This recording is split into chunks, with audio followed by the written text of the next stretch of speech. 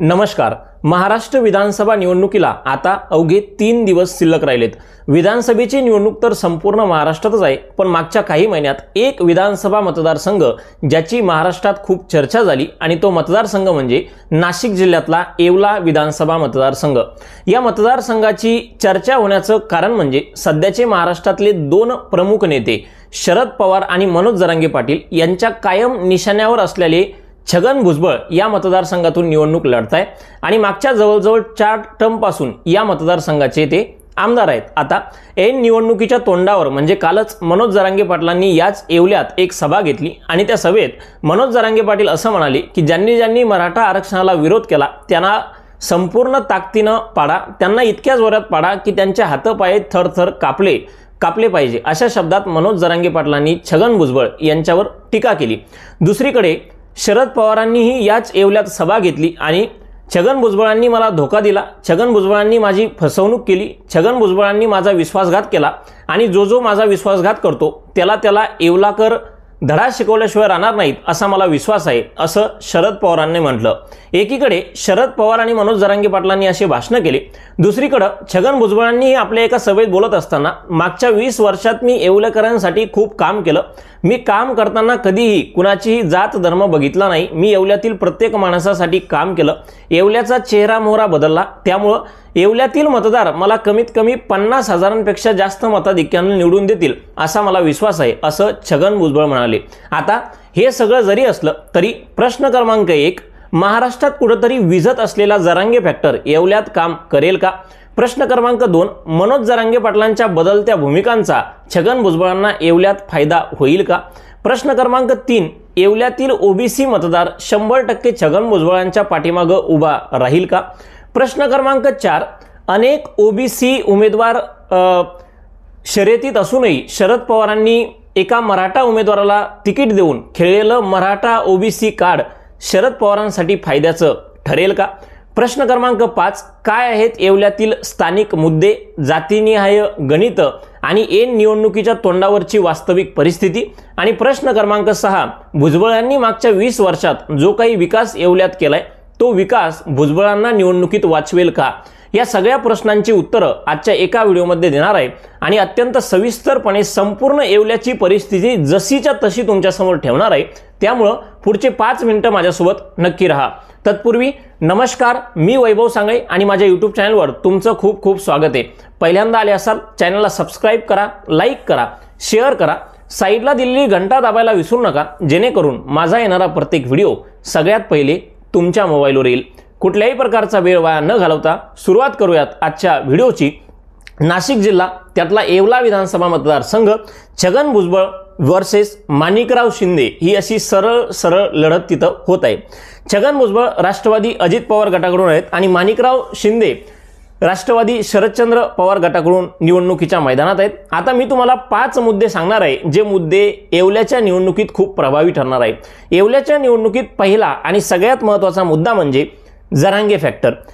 निवडणुकीच्या तोंडावर जरांगे पाटलांनी, मी तुम्हाला सुरुवातीला सांगितलं, येवल्यात सभा घेतली आणि त्या सभेला हजारो मराठ्यांनी गर्दी केली होती, त्यामुळे जरांगे पाटलांचा फॅक्टर जरी आजकाल थोडाफार कमी झाला असला तरी तो फॅक्टर येवल्यात थोड्याफार प्रमाणात का होईना चालणारच आहे। 20-25% असं मतदार असणारच आहेत जे मनोज जरांगे पाटलांच्या म्हणण्यानुसार त्या ठिकाणी छगन भुजबळांच्या विरोधात मतदान करतील, म्हणजेच माणिकराव शिंदे यांना मतदान करण्याची शक्यता आहे। येवल्यातल्या अनेक मतदारांचं असं म्हणणं आहे की छगन भुजबळांनी विरोधच करायचा होता तर मनोज जरांगे पाटलांचा वैयक्तिक विरोध करायला पाहिजे होता, त्यांनी मराठा समाजाचा विरोध करायला पाहिजे नव्हता, त्यामुळे आता आम्ही माणिकराव शिंदेंना मतदान करणार। त्यामुळे हा जरांगे फॅक्टर जितका जास्त चालेल तितकं निवडणुकीत छगन भुजबळांना नुकसान होताना दिसतंय, पण हा फॅक्टर 20 ते 25% चालण्याची सध्याची तरी वास्तविक परिस्थिती येवला मतदारसंघातली आहे। येवला मतदारसंघात दुसरी आणि महत्त्वाची गोष्ट म्हणजे जरांगे पाटलांच्या बदलत्या भूमिका आणि त्या बदलत्या भूमिकांचा निवडणुकीच्या तोंडावर छगन भुजबळांना होऊ शकतो फायदा। ते कसं मी तुम्हाला सांगतो।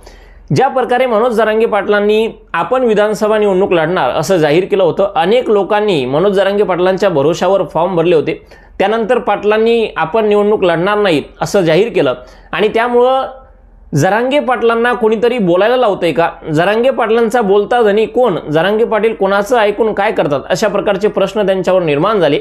जरांगे पाटलांनी उमेदवार उभे केले असते तर कुठेतरी शरद पवारांना त्याचं नुकसान झालं असतं.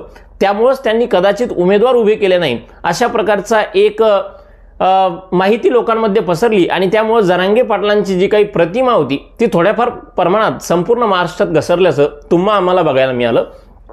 जर पाटलांची प्रतिमा कुठेतरी कमी झाली तर त्याचा छगन भुजबळांना निवडणुकीत फायदा होऊ शकतो. कारण असा बराच मतदार आहे जो सध्या जरांगे पाटलांच्या विरोधात गेलाय आणि त्यामुळे तो माणिकराव शिंदेंना नाही तर छगन भुजबळांना मतदान करू शकतो. त्यामुळे जरांगे पाटलांच्या बदलत्या भूमिकांचा जितका जास्त प्रभाव येवल्यात पडेल तेवढा जास्त फायदा छगन भुजबळांचा होईल अशी सध्याची वास्तविक परिस्थिती येवला विधानसभा मतदारसंघात आहे. येवला विधानसभा मतदारसंघात पुढची गोष्ट म्हणजे शरद पवार यांनी खेळलेलं OBC Maratha versus OBC card. इथं ओबीसी नेते कुणाल दराडे यांचं नाव आघाडीवर होतं की यांना शरद पवार राष्ट्रवादी गटाकडून तिकीट मिळेल. पण लोकसभेच्या निवडणुकीत ज्या प्रकारे मराठा ओबीसी फॅक्टर उभ्या महाराष्ट्रात चालला त्याची शरद पवारांना मोठी शंका होती, शाश्वती होती आणि त्यामुळेच कदाचित पवार साहेबांनी बऱ्याच मतदारसंघात जिथं ओबीसी उमेदवार आहे तिथं मराठा उमेदवार टाकल्याचं तुम्हा आम्हाला बघायला मिळालं. येवल्यातही पवारांनी असंच केलं. छगन भुजबळ स्वतः ओबीसी असल्यामुळे आणि मराठा ओबीसी वादाच्या कायम केंद्रस्थानी असल्यामुळे इथं शरद पवारांनी एका मराठा उमेदवार म्हणजे माणिकराव शिंदे यांना तिकीट दिले. त्यामुळे शरद पवारांनी केलेली ही खेळी निवडणुकीत किती काम करेल ते बघण्यासारखं असणार आहे. त्यामुळे मराठा ओबीसी वाद जितका जास्त निवडणुकीत चालेल तितका जास्त फायदा माणिकराव शिंदेंना होईल आणि छगन भुजबळांना त्याचं नुकसान होईल अशी तरी सध्याची वास्तविक परिस्थिती आहे. दुसरी गोष्ट, शरद पवारांचे जे निष्ठावंत कार्यकर्ते आहेत त्या निष्ठावंत कार्यकर्ते कुठेतरी माणिकराव शिंदेंना मतदान करतील अशी शक्यता सध्या येवल्यात वर्तवली जाते. त्यामुळे एकंदरीत विचार केला तर शरद पवारांनी खेळलेलं मराठा ओबीसी कार्ड अनेक लोकांना आवडत सुद्धा नाहीये. कारण यामुळे कुठेतरी आपला विकास रखडला जातोय. कुठल्या तरी जाती धर्माच्या नावावर तिकीट देणं कितपत योग्य आहे असेही प्रश्न अनेक लोक उपस्थित करतायत. समाजामध्ये वेगवेगळ्या भागात वेगवेगळा मतदार आहे आणि तो वेगवेगळ्या प्रकारचा विचार करतो. पण प्रत्येक मतदाराचा विचार करणं ही आपली नैतिक जबाबदारी आहे. येवला मतदारसंघातला चौथा आणि अत्यंत महत्त्वाचा मुद्दा तो म्हणजे भुजबळांनी केलेला विकास.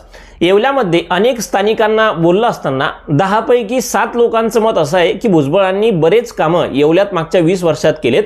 येवल्याचा चेहरा मोहरा भुजबळांनी बदललाय असं स्थानिकांचं मत आहे. अनेक लोकांनी तर असे सांगितलं की आम्ही मराठा आहोत तरीही आम्ही भुजबळांना मतदान करणार कारण भुजबळांनी खूप कामं केलेत. भुजबळांनी कोणती कामं केलं असं सर्वसामान्यांना विचारलं असता त्यांनी त्यामध्ये तिथला व्यापारी वर्ग तर भुजबळांवर खूप खुश आहे. त्यानंतर पाण्याची सुविधा केली, शेतकऱ्यांसाठी चांगले दिवस आणले, रस्ते केले, घरकुलं दिले. बाबासाहेब आंबेडकरांचं एक मोठं स्मारकही भुजबळांनी तिथं केलं. छत्रपती शिवाजी महाराजांचं एक मोठं स्मारक केलं. दवाखाने उघडले, शासकीय दवाखाने, त्यानंतर नाट्यगृह उघडले. असे अनेक प्रकारचे कामं त्या ठिकाणी भुजबळ साहेबांनी केलेले दिसत आहेत. अनेक स्थानिक लोकांचं असंही मत आहे की भुजबळांनी खरोखर विकास करताना कधीच कोणाची जातपात बघितली नाही तर येवल्यात राहणाऱ्या प्रत्येक माणसाचा विकास कसा करता येईल याकडे छगन भुजबळ साहेबांनी कायम लक्ष दिलं आणि त्यामुळं मागच्या 20 वर्षापासून भुजबळ साहेब 50,000पेक्षा जास्त मताधिक्याने इथून निवडून येतात आणि यावेळेसही इथून निवडून येतील असे स्थानिकांचं मत आहे. पण असं जरी असलं तरी काही मतदार असा आहे जो आज हे म्हणतोय की आम्हाला बदल पाहिजे आणि माणिकराव शिंदेंना एकदा आम्हाला संधी द्यायची असा मतदारही येवल्यात आहे. त्यामुळं आता नेमकं कोणता मतदार जास्त असेल आणि कोण जिंकेल हे येत्या 20 तारखेच्या मतदान झाल्यानंतर कळेल आणि 23 तारखेच्या निकालात कळेल यात काहीही तीळमात्र शंका नाही.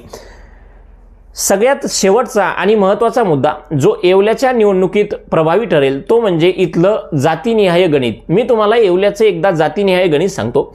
या मतदारसंघात जवळजवळ 3,40,000च्या आसपास संपूर्ण मतदान आहे.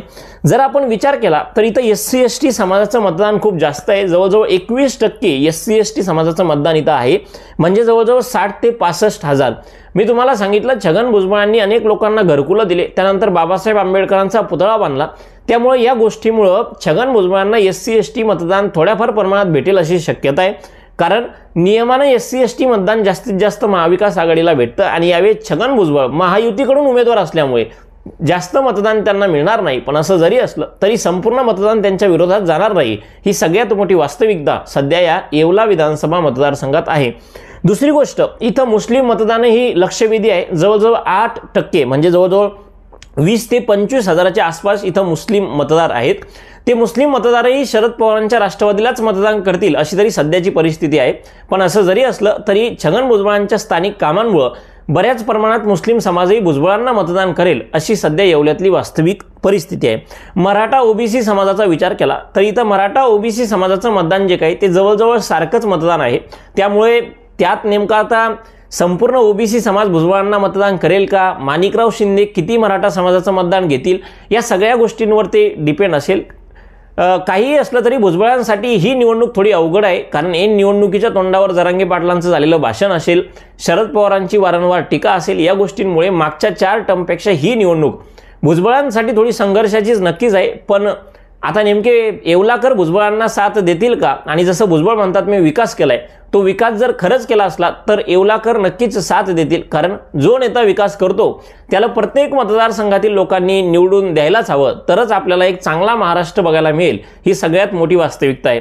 तर आजच्या व्हिडिओत हेच होतं सगळं। या संपूर्ण विषयावर तुम्हाला काय वाटतं, जर तुम्ही येवल्यातले मतदार असेल तर खरंच तुमच्या काय समस्या आहेत त्या मला कमेंट बॉक्समध्ये नक्की सांगा, जेणेकरून तुमच्या कमेंट वाचून कोणीतरी एका चांगल्या माणसाला मतदान करू शकेल आणि आपण सगळे मिळून एक चांगला महाराष्ट्र घडवू शकू।